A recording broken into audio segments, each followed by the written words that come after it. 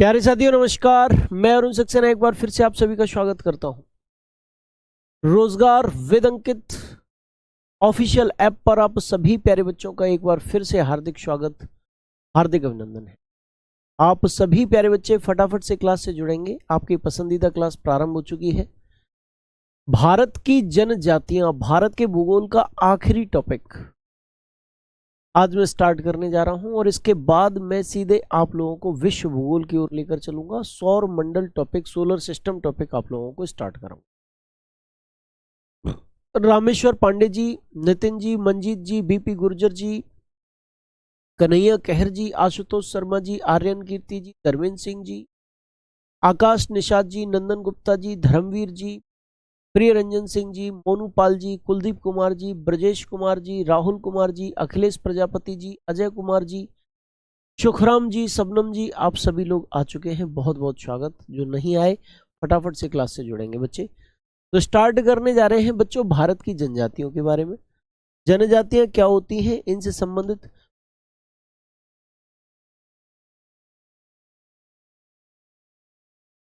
तो मेरे प्यारे बच्चे भारत की जनजातियां क्या होती हैं इस संबंध में कल मैंने चर्चा की थी।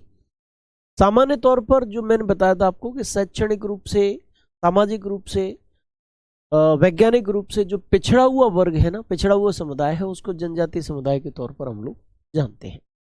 और संविधान के तौर पर भी मैंने बताया था कि जनजातियां, अनुसूचित जनजातियां क्या है। तो वहां पर मैंने परिभाषा बताई थी कि जो संविधान के अनुच्छेद 342 में जिनको दर्जा दिया गया है वे समुदाय अनुसूचित जनजातियों के तौर पर जाने जाते हैं। ये सारी की सारी चीजें जो है कल मैंने आप लोगों को क्लियर करा दी थी। अनुसूचित जनजातियों से संबंधित जो जनगणना 2011 के डाटा हैं उसकी चर्चा आपके साथ चल रही थी लास्ट में, और उस संबंध में मैं अब आप लोगों को आगे बढ़ाने जा रहा हूं बच्चों। ठीक है जी। तो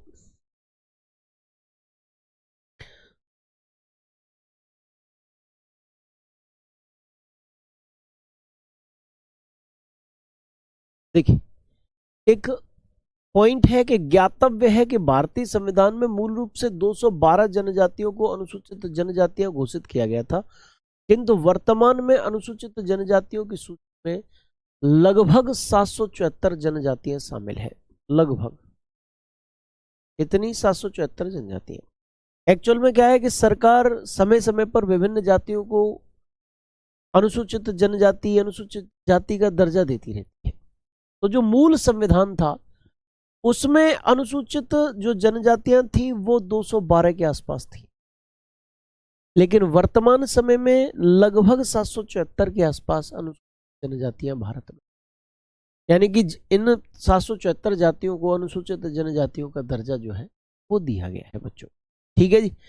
चलिए, इसके बाद 2011 में अनुसूचित जनजाति का लिंगानुपात 990 है, जो कि 2001 के लिंगानुपात 978 से 12 अधिक है। जनजातियों में सर्वाधिक लिंगानुपात गोवा राज्य का और सबसे कम लिंगानुपात जम्मू कश्मीर का है।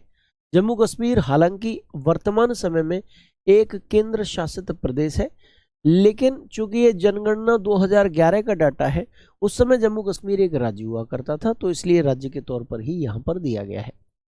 सबसे पहले एक बात आप लोग ये समझ लीजिए कि लिंगानुपात होता क्या है।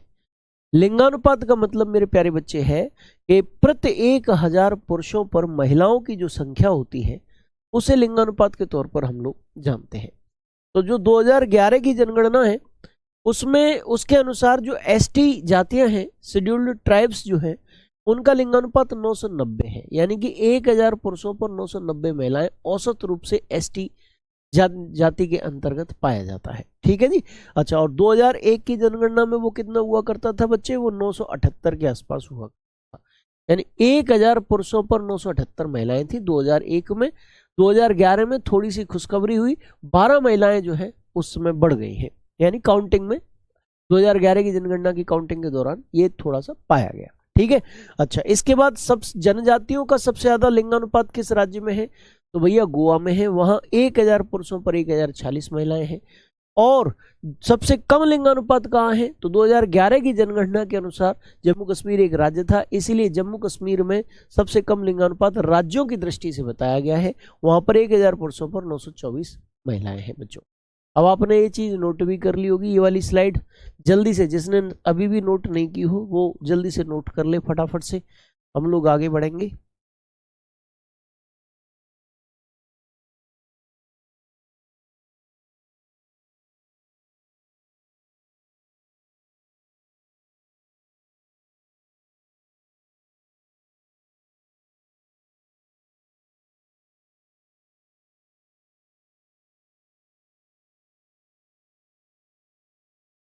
चलिए भाई, बहुत अच्छा। तो भाई अब हम आगे बढ़ते हैं बच्चों। आगे बढ़ते हुए अब हम बात करते हैं कि सब शीर्ष 5 अनुसूचित जनजाति जनसंख्या वाले राज्य अथवा केंद्र शासित प्रदेश कौन। यहां से क्वेश्चन आपसे पूछा जा सकता है। साउंड कम आ रहा है, चलो बढ़ गया साउंड, लो देखो। हाँ, नहीं अब बढ़ गया होगा साउंड। चलिए जरा देख लीजिए,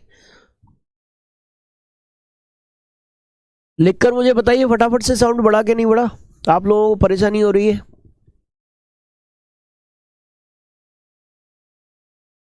ओके है अब, ठीक है आगे बढ़ते हैं। देखिए, सबसे ज्यादा अनुसूचित जनजातियों की संख्या कहां है, ठीक है जी, ये यहां पर दे रखा है। और मेरे बच्चे, सबसे ज्यादा अनुसूचित जनजातियों की जनसंख्या मध्य प्रदेश में है, दूसरे नंबर पे महाराष्ट्र में है, तीसरे नंबर पे उड़ीसा में है, चौथे नंबर पे राजस्थान में है, पांचवें नंबर पे गुजरात में है। अब बात आएगी डाटा की कि क्या हमें ये डाटा नोट करना है। आप भले ही इस डाटा को नोट न करें, काम चल जाएगा। शायद संभावना के तौर पर ये डाटा या जनसंख्या आपसे नहीं पूछी जाएगी, आपसे केवल इतना पूछा जाएगा कि सर्वाधिक अनुसूचित जनजाति वाला राज्य कौन सा है, ठीक है जी। डाटा लिखने की आपको कोई जरूरत नहीं है।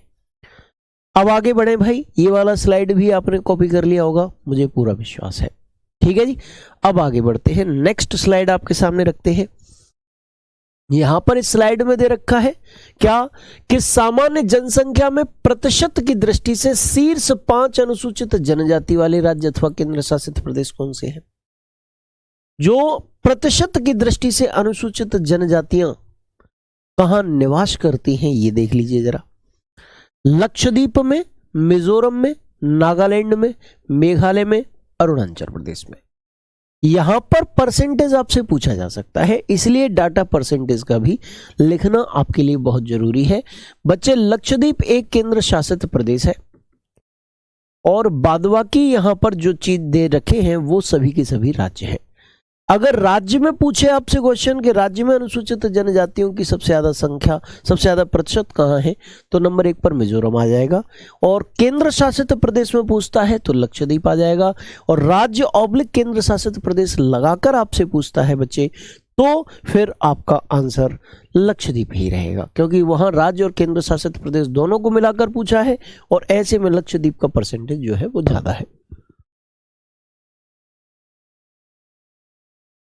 ये आपको समझ में आ गया होगा। अब आपने उम्मीद है कि लिख भी लिया होगा, नहीं लिखा हो तो फटाफट से लिख लीजिए जल्दी से, फिर मैं आगे बढ़ता हूं, ठीक है जी। अवन कुमार जी, बिल्कुल धीरे धीरे कराऊंगा, आप बिल्कुल परेशान मत हो। एक भी शब्द अगर आपको समझ में नहीं आए कि गुरुजी ये शब्द मुझे समझ में नहीं आया, मुझे बता दो, मैं उसे समझा दूंगा, ठीक है जी। कोई जल्दी नहीं है मुझे, एक एक शब्द आपको समझाना है। मेरा भरसक प्रयत्न रहता है आपको अच्छे से समझाने का, बिल्कुल टेंशन मत लो, ठीक है। हो गया है ये, आगे बढ़ते हैं। आगे बढ़ते हुए बच्चे, नेक्स्ट पॉइंट आपका दे रखा है कि इस प्रकार देश में अनुसूचित जाति और अनुसूचित जनजाति की प्रतिशतता 25.2% है, जिसमें 16.6% अनुसूचित जाति है और 8.6% अनुसूचित जनजाति है।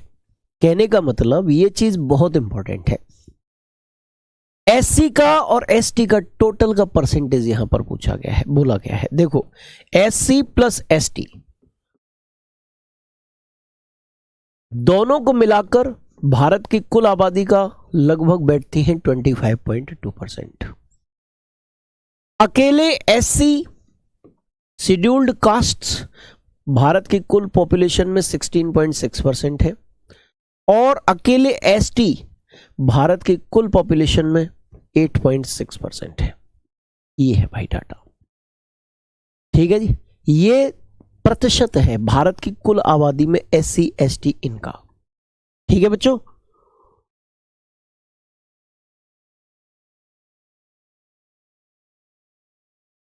हाँ जी, जय बिंदु जी करा देंगे भाई, ये काम भी करा देंगे।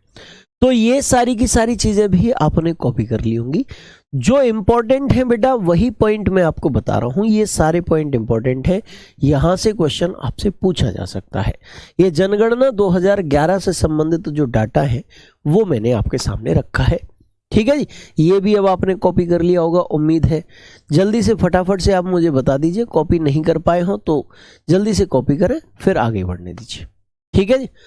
चलिए बहुत बढ़िया, आज मैं आपकी क्लास में लाइव आया हूं। सैनिक कुमार जी बहुत धन्यवाद, बहुत धन्यवाद। जयविंद जी मैंने आपके कमेंट को पढ़ लिया है, बिल्कुल बेटा। चलिए आगे बढ़ेंगे अब हम, है ना। आगे बढ़ते हुए यहां पर देखिए, अब बात आती है कि एक क्वेश्चन बहुत पॉपुलर क्वेश्चन है। वो क्वेश्चन क्या है कि भारत में सबसे ज्यादा जनसंख्या किस जनजाति की है।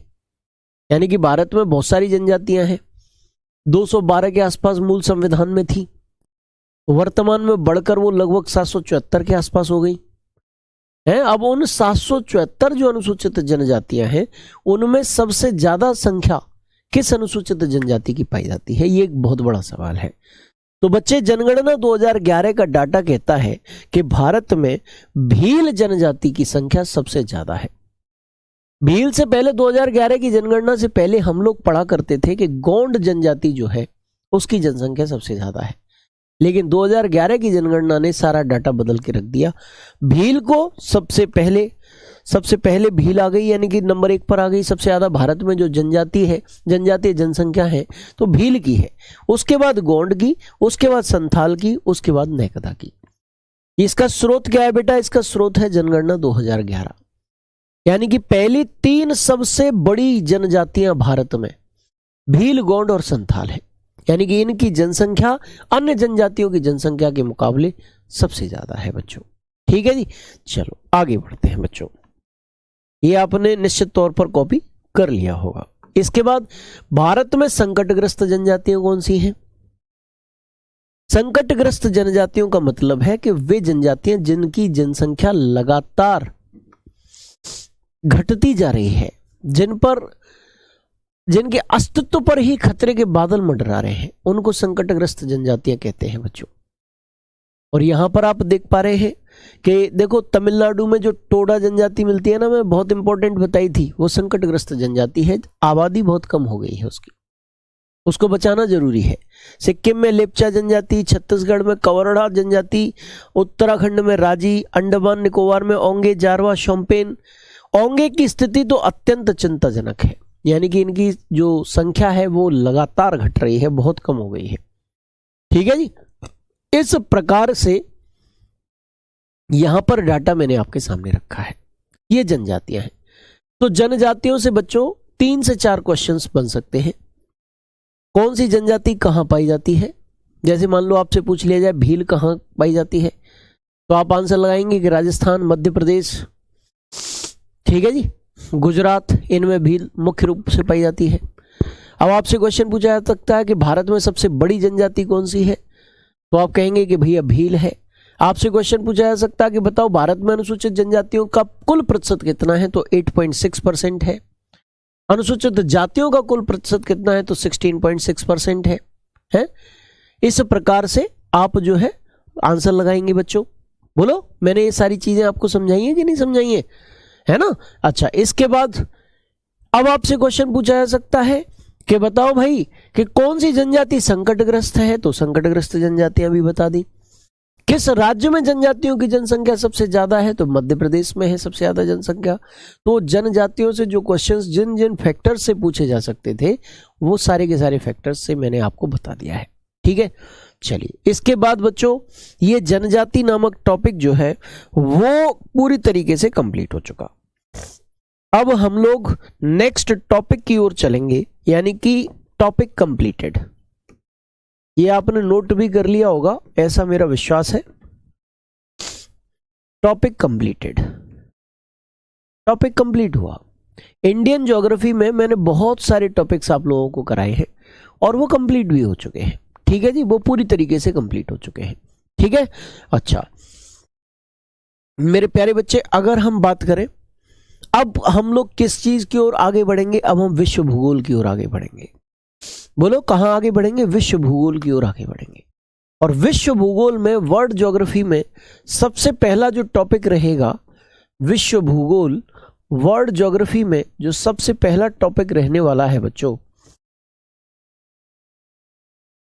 वर्ल्ड जियोग्राफी में जो पहला टॉपिक रहने वाला है वो रहने वाला है सौरमंडल। ठीक है जी, क्या रहने वाला है? सौरमंडल रहने वाला है, सोलर सिस्टम रहने वाला है। सोलर सिस्टम ये टॉपिक रहने वाला है। इस टॉपिक की शुरुआत हम लोग करने जा रहे हैं। ठीक है जी, अब आपको कोई दिक्कत तो नहीं है? देखिए बहुत सारे बच्चे बार बार कहते हैं कि गुरुजी आप लिख के क्यों नहीं पढ़ाते। इसकी सबसे बड़ी वजह यह है कि इस क्लास में मान लीजिए 1000 बच्चे लाइव हैं तो 500 हिंदी मीडियम के, 600 हो सकते हैं हिंदी मीडियम के, 400 अंग्रेजी मीडियम के भी हैं।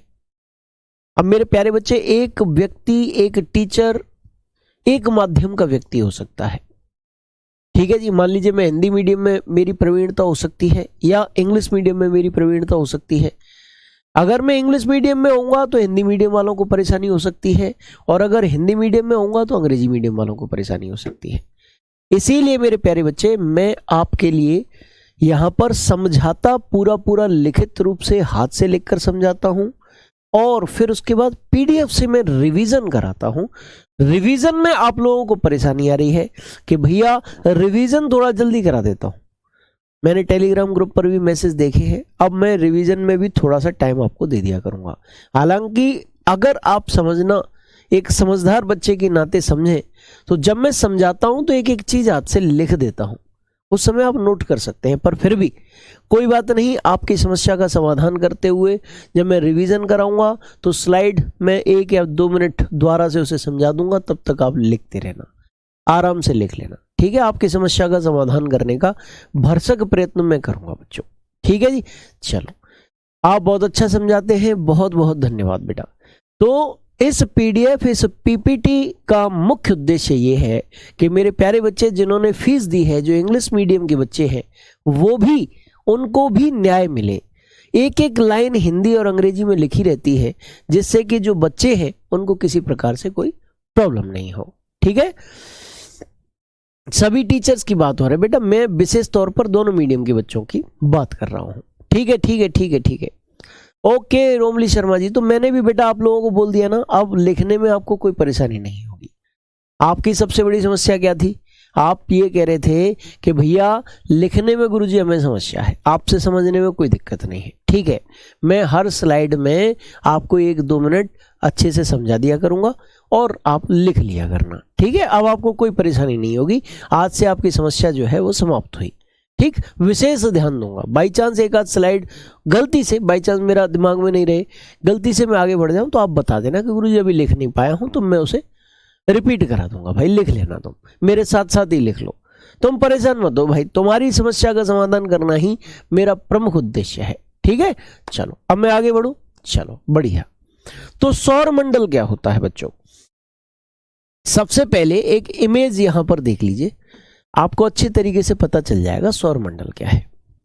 अब आप कह रहे हो पीपीटी से मत पढ़ाओ, अगर मैं पीपीटी से नहीं पढ़ाता तो क्या इतना अच्छा इमेज बना पाता?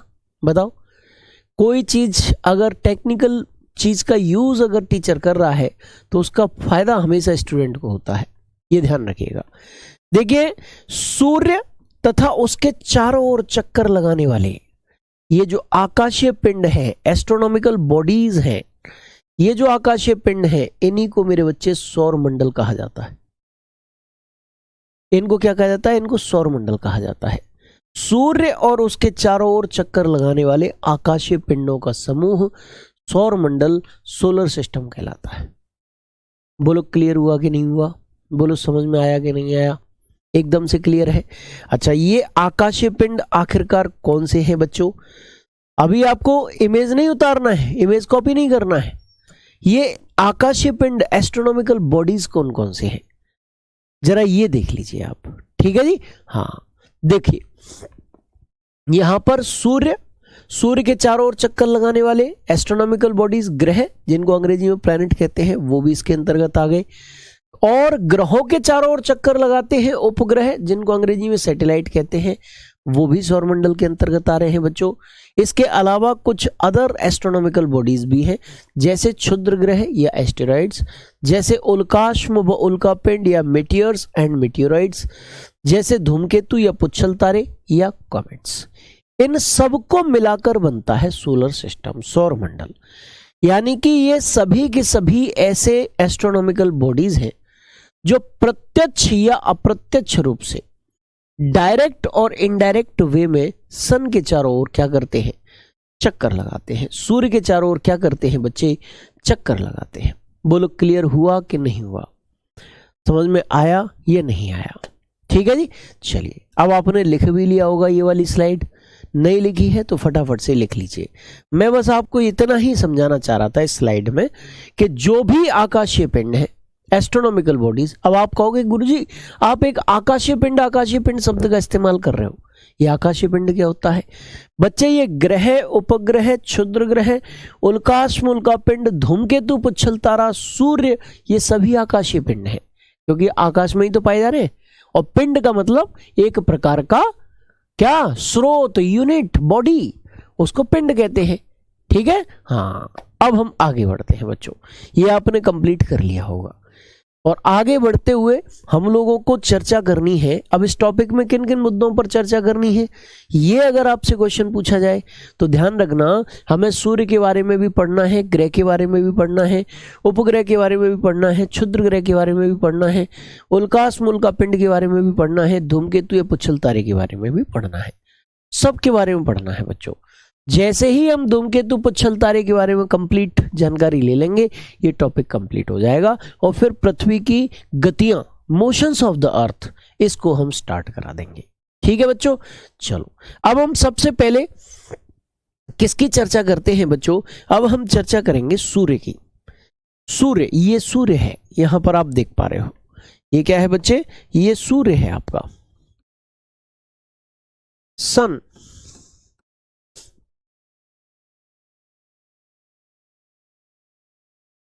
ठीक है जी, सन, सूर्य। आपने ये देखा भी होगा, टीवी चैनल्स पर देखा होगा, एकदम धधकता हुआ आग का गोला। ठीक है जी, जो एक धधकता हुआ आग का गोला, इसे सूर्य कहते हैं। ये सूर्य ही सौर मंडल का पिता है, क्योंकि जो जितने भी आकाशीय पिंड मैंने बताए, ग्रह, उपग्रह, क्षुद्र ग्रह, ये प्रत्यक्ष रूप से या अप्रत्यक्ष रूप से सूर्य से ही निकले हुए हैं। है क्या? प्रत्यक्ष रूप से या अप्रत्यक्ष रूप से मेरे प्यारे बच्चे? क्या बोलो? सूर्य से ही निकले हुए हैं। बेटा जी, आप लोगों में से ज्यादातर बच्चे अभी जनजातियों पे ही अटके हुए हैं, कृपया करके सौरमंडल पर आ जाइए। एक बच्चा क्वेश्चन पूछ रहा है कि सबसे पुरानी जनजाति कौन सी है। अब बेटा इस संबंध में कैसे अंदाजा लगाओगे कि सबसे पुरानी जनजाति कौन सी है? बताओ आप। मूल रूप से जब संविधान बना तब 212 के आसपास जनजातियां थी। अब उन जनजातियों में से कैसे पता करोगे सबसे पुरानी जनजाति ये है? तो उस हिसाब से तो आंसर देना संभव नहीं हो पाएगा। दूसरी बात, सर जी SC ST जनजाति में आते हैं, सर जी बताइए। भाई मैं नहीं आता हूं SC ST जनजाति में। बाद बाकी अब वो टॉपिक कंप्लीट हो गया, जिस प्रकार के क्वेश्चंस वहां से पूछे जा सकते थे सारे के सारे मैंने बता दिए। अब आप अनावश्यक अपना समय बर्बाद कर रहे हैं और इस टॉपिक को समझने में फिर आपको दिक्कत आएगी। तो कृपया करके नेक्स्ट टॉपिक स्टार्ट हो चुका है, यहां पर आ जाइए।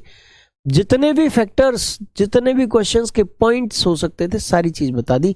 सौरमंडल को भी उसी गहराई से आप पढ़ लीजिए जिस गहराई से क्वेश्चन पूछे जा सकते हैं। ठीक है जी। चलो, अब मेरे बच्चे, तो मैं यहां पर सूर्य के बारे में बता रहा था कि जितने भी सौरमंडल में आकाशीय पिंड हैं, उनका पिता सूर्य है, क्योंकि वो प्रत्यक्ष या अप्रत्यक्ष रूप से सूर्य से निकले हुए हैं। इसके बाद मेरे बच्चे, अगर हम चर्चा करें कि सौर मंडल को प्राप्त होने वाले प्रकाश और ऊर्जा का स्रोत क्या है? तो प्रकाश और ऊर्जा जो सौर मंडल को यानी कि सूर्य के अलावा अन्य आकाशीय पिंडों को प्राप्त होती है, उसका स्रोत भी मेरे भैया सूर्य ही है। क्या है? उसका स्रोत भी, उसका सोर्स भी बच्चों सूर्य ही है। ठीक है जी। सौर मंडल का पिता कौन है? तो भैया आंसर आप लगाएंगे सूर्य। सूर्य के अलावा ग्रह, उपग्रह, इनको जो ऊर्जा और प्रकाश प्राप्त हो रहा है वो भी कहां से हो रहा है? सूर्य से ही हो रहा है बच्चों। कहां से प्राप्त हो रहा है? सूर्य से ही हो रहा है। ये भी क्लियर हुआ कि नहीं हुआ? ये समझ में आया कि नहीं आया? ठीक है जी। 2 पॉइंट है यहां पर, दोनों पॉइंट को आप आराम से समझ सकते हैं। अब मैं थोड़ा सा सूर्य के बारे में और डीप जाने का प्रयत्न कर रहा हूं। कुछ पॉइंट्स ऐसे हैं जो सूर्य से बन सकते हैं, जो आपसे पूछे जा सकते हैं। उन पॉइंट्स पर मैं आप लोगों को लेकर चल रहा हूं बच्चों। ठीक है जी। चलिए, इसरो के अनुसार सन पर पहुंचना संभव है? नहीं है। कृष्णकांत गुर्जर जी, सूर्य का टेम्परेचर इतना ज्यादा है कि अभी सूर्य पर, वर्तमान साइंस के अनुसार सूर्य पर पहुंच पाना संभव नहीं है। ठीक है। चलिए, ये आपने नोट कर लिया होगा, पूरी उम्मीद है। अब हम आगे बढ़ने जा रहे हैं। ठीक है जी। चलो, तो आगे बढ़ते हुए नेक्स्ट पॉइंट पर चर्चा करते हैं, और वो क्या है कि सूर्य, पहली बात बच्चे क्या है? एक तारा है। सूर्य के बारे में बात करें तो सूर्य क्या है? सूर्य या सन जो है वो एक तारा है। तारा, स्टार। अब आप कहेंगे कि भैया ये तारा क्या होता है, स्टार क्या होता है? तो प्यारे बच्चे एक चीज ध्यान रखिएगा, तारा या स्टार इसका मतलब होता है कि ऐसा आकाशीय पिंड जिसका स्वयं का प्रकाश और ऊर्जा हो, उसे तारा कहते हैं। एक ऐसा एस्ट्रोनॉमिकल बॉडी जिसका ओन लाइट एंड एनर्जी हो, उसे हम तारा कहते हैं। अब जैसे ये स्टूडियो में भी कुछ लाइट्स है, ट्यूबलाइट्स है, ये जल रही है, लेकिन क्या इन ट्यूबलाइट्स का स्वयं का प्रकाश है? नहीं। अगर मैं स्विच को ऑफ कर दूंगा वहां से, सामने से, तो ये लाइट बंद हो जाएगी, यानी कि इनका स्वयं का प्रकाश नहीं है, मानव ने व्यवस्था कर रखी है। लेकिन सूर्य का कोई ऐसा लाइट नहीं है, कोई ऐसा बटन नहीं है जिसे ऑफ करने पर सूर्य से प्रकाश ऊर्जा निकलना बंद हो जाए। यानी कि सूर्य का स्वयं का प्रकाश और ऊर्जा है, और चूंकि सूर्य का स्वयं का प्रकाश और ऊर्जा है, इसीलिए वो क्या है? एक तारा है बच्चों। अब हम बात करेंगे सूर्य के संगठन की, कंपोजिशन की, कि आखिरकार सूर्य किन किन चीजों से मिलकर बना है। क्वेश्चन पूछा जा सकता है कि सूर्य में सबसे ज्यादा मात्रा में कौन सी गैस मिलती है?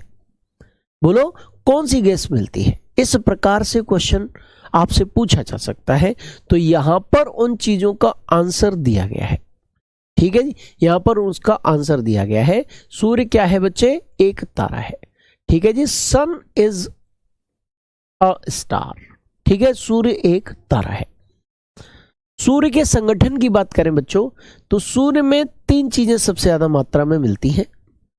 3 चीजें मिलती हैं जिनमें हाइड्रोजन जो है वो सबसे ज्यादा मात्रा में मिलती है। सूर्य में जो हाइड्रोजन की मात्रा है वो लगभग में 70% के आसपास है। अप्रोक्सीमेटली 70%, लगभग 70% के आसपास सूर्य में जो है वो क्या मिलती है? वो हाइड्रोजन मिलती है। कितनी प्रतिशत बच्चे? लगभग 70% के आसपास सूर्य में हाइड्रोजन मिलती है। बोलो, क्लियर हुआ कि नहीं हुआ? समझ में आया कि नहीं आया? यानी कि सूर्य में सबसे ज्यादा मात्रा में क्या चीज मिलती है? तो हाइड्रोजन मिलती है। ठीक है, ये ध्यान रखिएगा। इसके बाद दूसरे नंबर पे सूर्य में क्या मिलती है? तो बच्चे हीलियम का स्थान दूसरे नंबर पे आता है, और लगभग 28% के आसपास हीलियम जो है वो सूर्य में पाई जाती है। कितनी? लगभग 28% के आसपास, अप्रोक्सीमेटली 28% के आसपास हीलियम सूर्य में मिलती है। बचा 70 और 28 के बाद 2% भाग बचा, और 2% में मिलते हैं भारी पदार्थ, हैवी सब्सटेंस। और हैवी सब्सटेंस में बच्चे क्या मिलते हैं? हैवी सब्सटेंस में लोहा जैसे पदार्थ मिलते हैं बच्चों। ठीक है जी। ये सूर्य का कंपोजिशन है, संगठन है। ठीक है, आपने अच्छे तरीके से इस चीज को समझ लिया होगा। ठीक है जी बच्चे, लिख भी लिया होगा ऐसी मेरी उम्मीद है, क्योंकि इसको समझाने में ही मैंने इतना समय ले लिया है कि इतनी देर में आप बड़े आराम से लिख पाए होंगे। ठीक है, बोलो फटाफट से। अगर आपसे क्वेश्चन पूछा जाएगा कि सूर्य में सबसे ज्यादा मात्रा में कौन सी गैस है, तो आप क्या आंसर लगाओगे? हाइड्रोजन। उसके बाद हीलियम, उसके बाद भारी पदार्थ। सूर्य क्या है? एक तारा है। सौरमंडल का पिता कौन है? सूर्य है। सौरमंडल के प्रकाश और ऊर्जा का स्रोत क्या है? तो वो भी सूर्य है बच्चों। ठीक है जी, चलिए अब हम आगे बढ़ते हैं बच्चों। आगे बढ़ते हुए अब हम एक चीज पर चर्चा करेंगे कि आखिरकार सूर्य की ऊर्जा का स्रोत क्या है। सूर्य की ऊर्जा का स्रोत क्या है? सूर्य धधक रहा है, सूर्य उबल रहा है, तो कुछ ना कुछ तो एक कारण होगा ना कि सूर्य धधक रहा है, सूर्य उबल रहा है। तो क्यों उबल रहा है, क्यों धधक रहा है? कुछ कारण। क्या उसकी ऊर्जा का मुख्य स्रोत क्या है? मेन सोर्स क्या है उसकी एनर्जी का? तो सूर्य की ऊर्जा का मुख्य स्रोत है नाभिकीय संलयन। नाभिकीय संलयन, नाभिकीय संलयन, न्यूक्लियर फ्यूजन।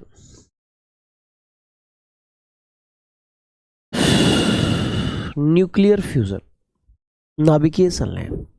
ठीक है, अब ये नाभिकीय संलयन क्या है?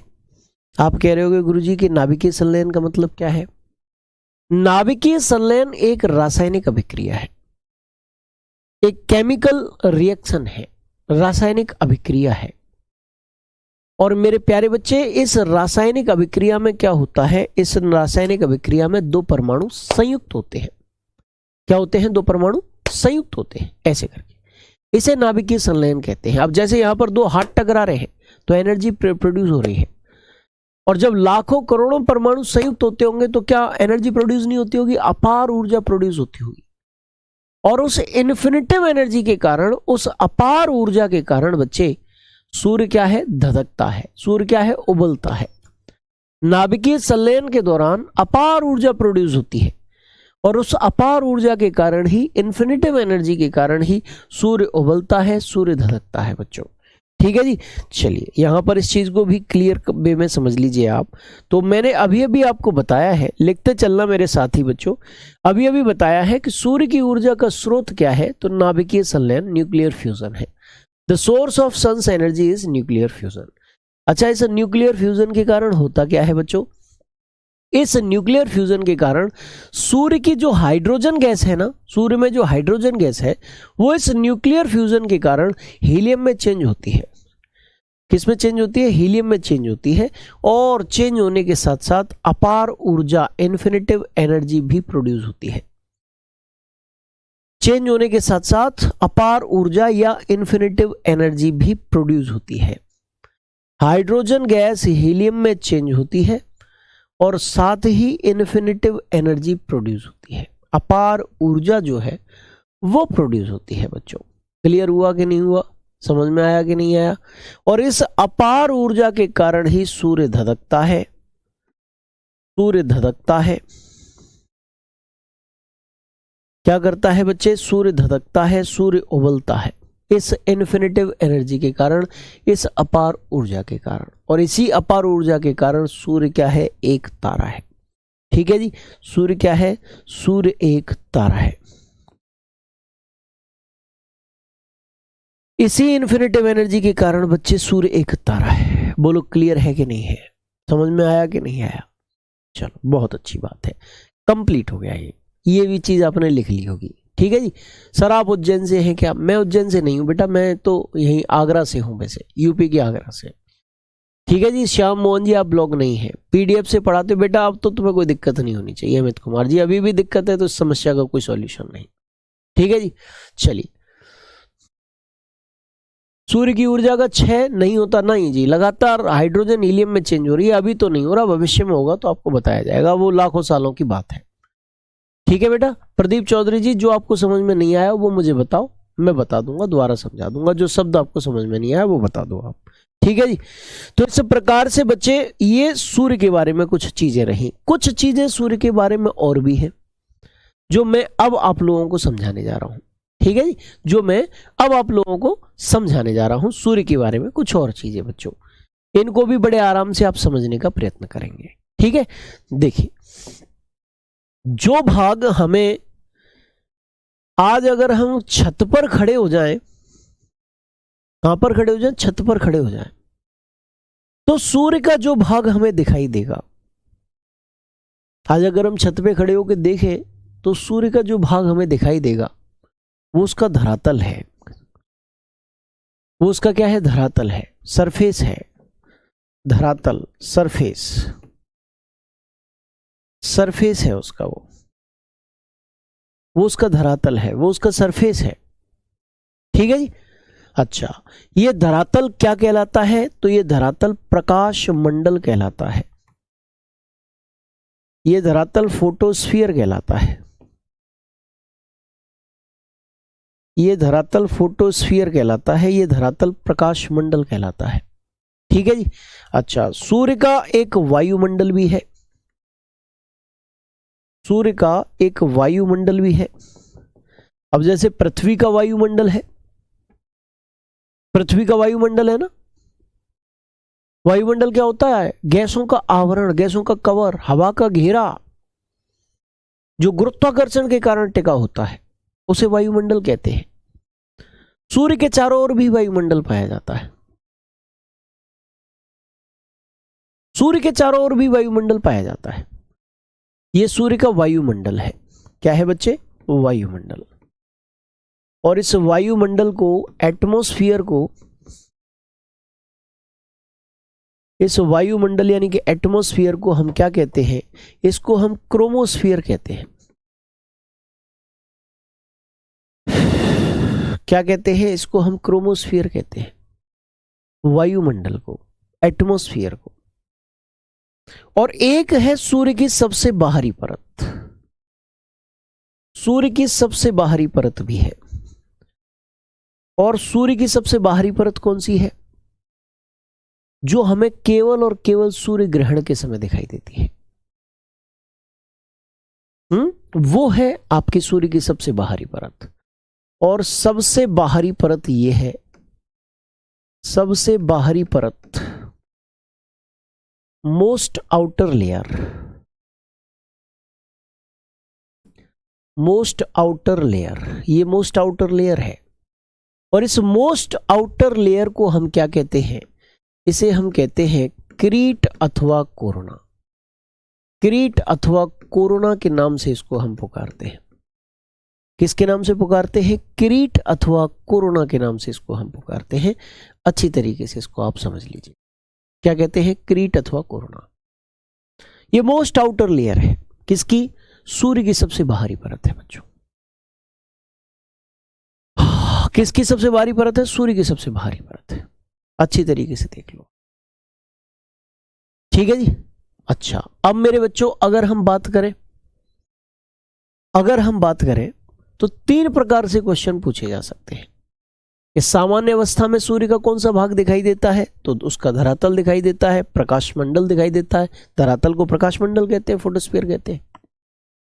सूर्य ग्रहण के समय हमें सूर्य का कौन सा भाग दिखाई देता है, तो सूर्य ग्रहण के समय हमें सूर्य की सबसे बाहरी परत दिखाई देती है, जिसको हम क्या कहते हैं, क्रीट अथवा कोरोना कहते हैं बच्चों। ठीक है। सूर्य का वायुमंडल किस नाम से पुकारा जाता है, तो सूर्य का वायुमंडल क्रोमोस्फीयर कहलाता है। ऐसे ही जब मैं समझाता हूं, सारी चीजों को आपके सामने लिख देता हूं। ठीक है जी, सारी चीजों को आपके सामने लिखता हूं। और अब आपको समझ में ये चीज आ गई है। इसके बाद ये बड़े आसानी से आप यहां पर लिखित तौर पर देख सकते हैं। अभी भी आपने नहीं लिखा हो तो मेरे साथ साथ लिख लीजिए फटाफट से। मैं यहां पर यही चीज आपको समझा रहा हूं कि जो सूर्य का धरातल है, जिसे क्या कहते हैं, प्रकाश मंडल कहा जाता है, सामान्य अवस्था में हमें दिखाई देता है, जनरली हमें दिखाई देता है। क्या दिखाई देता है, जनरली दिखाई देता है बच्चों। ठीक है जी। अच्छा, इसके बाद the surface of the sun which is called photosphere is visible to us in the normal condition. ठीक है जी। अच्छा, सूर्य की सबसे बाहरी परत क्रीट या कोरोना कहलाती है। यह केवल सूर्य ग्रहण के समय हमें दिखाई देती है।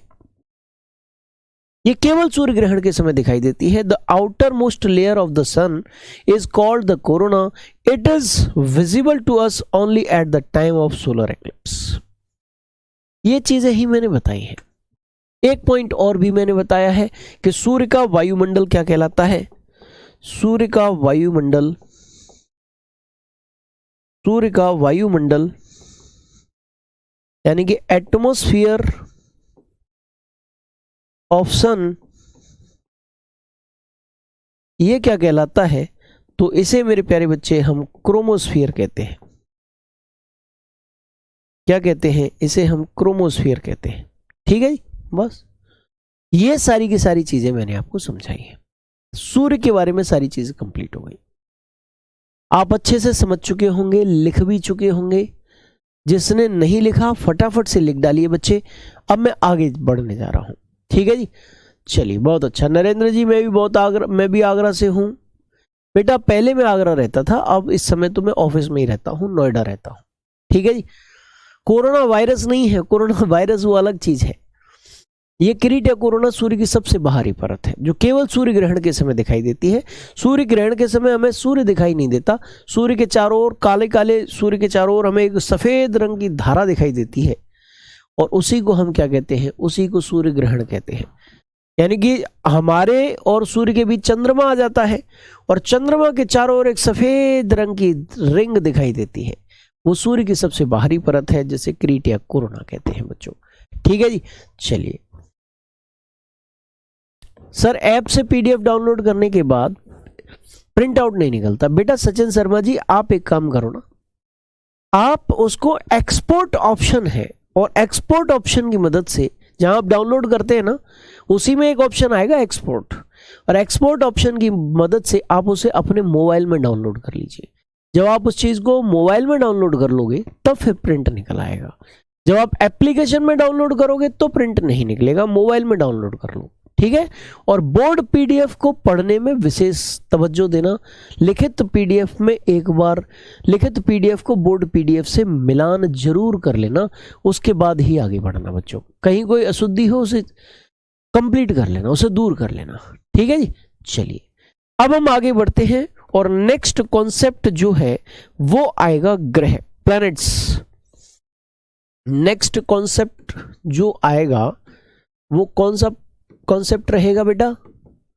वो कॉन्सेप्ट रहेगा प्लैनेट्स, ग्रह। और इस ग्रह नामक कॉन्सेप्ट को मैं आप लोगों को शुरू कराऊंगा कल की क्लास से बच्चों। ठीक है जी, यानी कि आज मैंने जनजाति टॉपिक को कंप्लीट कराया है और सौरमंडल की स्टार्टिंग करा दी। सूर्य के बारे में जो तथ्य आपसे पूछे जा सकते थे वो बता दिए। ठीक है बेटा। अमन कुमार जी, मेरे बच्चे, मैंने जो सूर्य में संगठन में गैस का परसेंटेज बताया है वो लगभग में बताया है और डाटा सही है। ठीक है जी। अलग अलग बुक्स में डाटा अलग अलग दे रखा होता है, ये डाटा जो है मैंने जो दिया वो लगभग सही है। ठीक है जी, चलिए बहुत बढ़िया। तो अब हम सूर्य से दूरी, कुलदीप कुमार जी कह रहे हैं बेटा जब मैं पृथ्वी कराऊंगा ना तो पृथ्वी की सूर्य से अधिकतम दूरी, न्यूनतम दूरी, ये सारा की सारा डाटा आप लोगों को कवर करा दूंगा, बिल्कुल परेशान मत हो। ठीक है। अब इस क्लास का हम समापन करने वाले हैं। आपको आज की क्लास के दौरान जो भी समस्या रही हो, कोई चीज समझ में नहीं आई हो, एक शब्द एक लाइन भी, तो आप मुझसे पूछ सकते हैं। बताओ फटाफट से क्या चीज आपकी समझ में नहीं आई आज की इस क्लास के दौरान, जल्दी से बताइए बच्चे।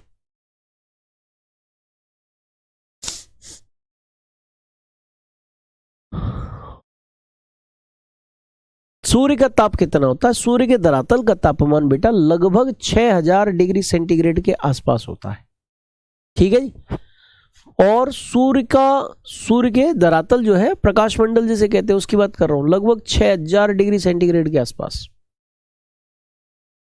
सन पर कितनी डिग्री होते हैं? डिग्रीज में बेटा अर्थ को बांटा गया है, सन को डिग्रीज में नहीं बांटा गया। अक्षांश देशांतर उन डिग्रीज को कहा जाता है। कल क्लास ऑफ है। कल क्लास ऑफ मतलब क्यों है ऑफ?